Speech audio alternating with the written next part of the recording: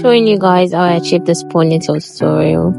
First, I paired it in three, creating three different parts so it would be easy for me to blend. And then I created the curve, which was the style I wanted to make use of, and then a leave-in conditioner to make it soft. And then I applied my gel in sections. This is the best way to do it, so everything is soaked and then it's easy to bond.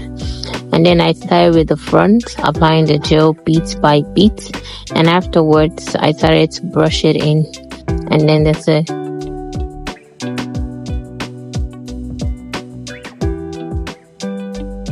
So then I styled my edges, and since I wasn't making use of the dryer, I started to use the scarf method of drying the hair. And then I'm attaching the attachment, and we have to cover the rubber band because I didn't make use of a black rubber.